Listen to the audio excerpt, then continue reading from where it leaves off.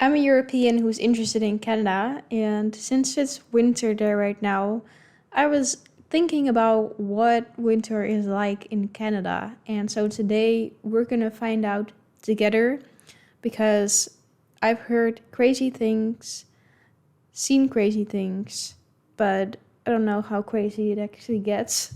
So we're gonna look at some TikToks today of people experiencing Canadian winters. So let's go ahead and find out what Canada's winters are like. Sometimes I hate the snow, but then I remember Donald Trump could be my president, and that's scarier. I'd rather stand in this any day. Yeah, fair enough, I guess. This is a crazy amount of snow, though. This is wild. You have to do that every day? Do you have to get all that snow off every day? Or, like, how often does that happen? I wonder. 40 centimeters of snow. This is crazy. This doesn't really happen that often in the Netherlands anymore, at least. But sometimes it doesn't snow at all. And then the last couple of years, when it has snowed, it would just be there for one day and then kind of already go away. So that's insane. This next video here, I have to turn the music off because it will get copyrighted otherwise, but I'll just read it. I've lived in this country my entire life, but this may just be the most Canadian thing I've ever seen. Like, this is wild. I've had a comment of one of you who said that, yeah, he would go out in shorts and a t-shirt in Canadian winters. How? It's so crazy to me. So wild. Like, the Netherlands doesn't even get as cold as Canada, and on cold days, I will be all bundled up with my winter coat, my scarf, my beanie or whatever. Well, I feel like usually I wouldn't do a beanie because they're kind of annoying to me for some reason. But I'll do my gloves and everything, and I'll still be cold. It's especially when the wind hits you that it gets super cold. So I don't know how you are just outside in shorts and a t-shirt. I can't imagine. And this dude here is shoveling the snow in what seemed like his underwear. So I don't know how he is not just freezing. Maybe because you're doing like kind of physical work, it heats you up a little bit. But that's crazy. I also wonder if he even knows this video exists. We're back to sound. Things I hadn't experienced during winter until I moved to Vancouver. People using umbrellas when it snows. That looks so cute for some reason. I don't know why. Does that actually work though? I guess it could. Because it's technically frozen rain. So, yeah. I've just never seen anybody use an umbrella when it snows. But honestly, if it means no snow on your head, cool. Being stuck in 4 I also plus think hours. it's kind of cute though when you have those snowflakes in your hair. Yeah, it just looks cute. Traffic because of the snow. Also because not very many people have winter tires here. Huh? Is that true? You don't have, most people don't have winter tires? Because I would think that's one thing that you definitely do have. That's crazy. Let me know in the comments. Do you have winter tires? Snow days. Like, stores don't open, schools don't open because people just can't get anywhere because of the snow. And transit that makes sense. Shuts down a lot of the time. Not all of it, but like safety, I guess. I grew up in Alberta where it gets a lot colder there and there's a lot more snow there. And I don't remember ever having a snow day. I never missed school because of the snow. Oh, I thought she might have been from out of Canada and moved to Vancouver. But this makes more sense if she's from Alberta. And yeah, why are there no snow days in Alberta then? Maybe because they're more used to it or something, because it gets crazier there. And then in Vancouver, because I heard in Vancouver there's milder weather, right? In general. Maybe that has something to do with it. I don't know. This is what we're dealing with. Insanity. Literally. This is out, like, out their front door. What? I've never seen anything like this before. This is... Wow.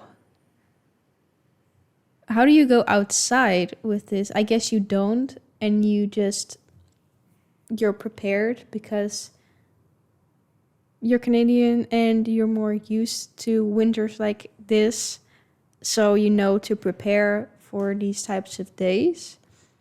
So maybe you have like water and food, like canned food or something, in these types of situations, like enough for a few days, so that, yeah, when this happens, you can survive. But this is wild. Cannot see anything but snow. And this is what we're dealing with. This is so crazy. Look at that. Insanity. This is all up here. Literally. Huh? But I'm confused. How could it get this high? You cannot see anything but snow. And this. I'm honestly confused. Like, they get this much snow? Or is it, yeah. Did it kind of just fall in there? I don't know. I feel so dumb right now, but I've just never experienced anything like this before. So, yeah, if you know more about situations like this, then let me know in the comments as well. Yesterday, I saw a video on my For You page of a girl who'd never had a Canadian winter before because she just moved here, and she was in Montreal. So this, like, the more north you are, the more this applies to you, okay? If you've never had a Canadian winter, or you just started driving this year and, like, have never really driven in the winter before, here are my best fucking tips. My credentials are that I grew up in Ontario, Southern Ontario, I will say, but my dad grew up in the north of Ontario, and so this man knows how to drive in the snow, okay? Like, he doesn't need winter tires. Like, he's fine, whatever. So he taught me everything I know. I've been driving for years, and these are the things that, like, have kept me sane driving in a Canadian winter. First thing, doesn't matter if you're driving, walking, literally anything, leave at least 10 to 15 minutes before you normally would, because it's going to take you that long to get there. Like, at least. I usually leave in the winter. I work 2 minutes away from my house. I leave half an hour before I start, because I don't fucking know what's going to happen. Half an hour. Damn. No idea. So I do that, and that does not include the 10 to 15 minutes it's going to take you to brush the snow off of your car if you're driving. Yeah, I guess you need to be a whole lot more, like, prepared and just plan more for these things, instead of, like, not having snow or anything and just being able to drive away. This applies to anyone and everyone. Get your But yeah, I guess if you're Canadian, you're just used to that, and that doesn't really happen. jacket, and specifically your boots and gloves, in a size bigger than you typically would get them in, because if they're too tight, A, you can't wear layers under them, and B, the heat from your body can escape it a little bit quicker than if you have, like, a big, like, jacket, like, around you. I look like the abominable snowman all the time because I hate the cold. But, like, you'll stay a lot warmer if your jacket and your boots and stuff is, like, a size, like, half a size bigger than it would normally be. If you're going out in the deep snow and you're wearing snow pants and stuff, tuck your pants into your socks, which then you put your snow pants and stuff over, because the worst feeling in the entire world is when you're in deep snow and you get fucking snow in your boots, and then your ankles are fucking cold and wet, and it's the most... Oh my god, yeah, that sounds horrible. I didn't even think about that. You could get snow in your boots, and then it would get wet. It'll just be wet coldness down your ankle and foot.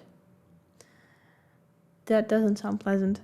disgusting feeling ever. Now, these things apply to y'all who are driving and have never driven in a winter before, or just like if you didn't know these things, here are my tips.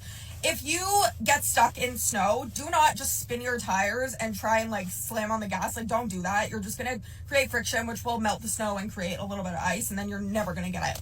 What you need to do is you need to go forward a little, back a little, forward a little, back a little, forward a little, and eventually you're gonna be able to go, okay? The best thing my dad ever taught me was that the second I pull out of my driveway and like there's no one on the street or whatever, I speed up and slam on my brakes to make sure like I can see how slippery the road is, and then I can gauge kind of how soon back before like a stop sign I need to stop. So That's a really good tip, actually.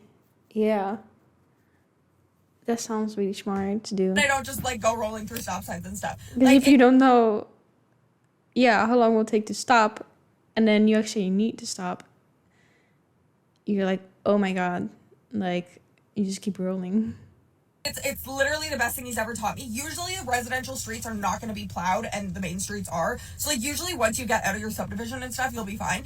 But yeah, just for a gauge, it's a great idea. I do it every single time I leave my house in the winter. Again, if you have a car, always have a blanket, hat, mitts, and scarf in your car, because if your car breaks down on the side of the road, you're screwed. You're gonna be really fucking cold. So those things will just like keep you warm and like comfortable enough until you can like get help or whatever. Last thing Does that I'm gonna happen say, a lot then?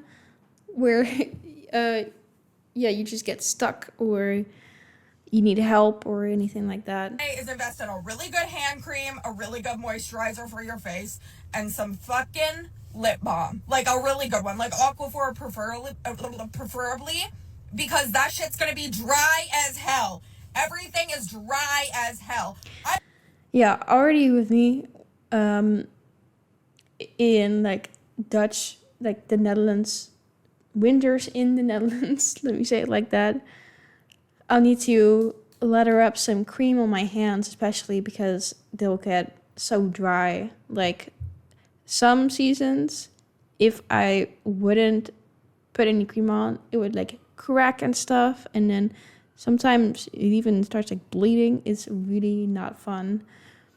So I can imagine that's only even crazier in Canada. I didn't even really think about that aspect of it. Yeah, even like, does your face get super dry too then? I guess so. Because I didn't really notice it with my face, but it also doesn't get cold like this in the Netherlands. I also work in skincare. Like your skin, extreme temperature changes are gonna fuck with your skin really bad. So like when all buildings are heated, going into that hot environment and then coming out into the freezing cold, that's gonna fuck with your skin really badly, and you're gonna be dry as balls, dude. So like always invest in like a slightly thicker one than you would usually wear for winter time. Okay, that's it. If y'all have any other tips for people, put them in the comments. Okay, bye, love you. Yeah, I would not think of that if I didn't know.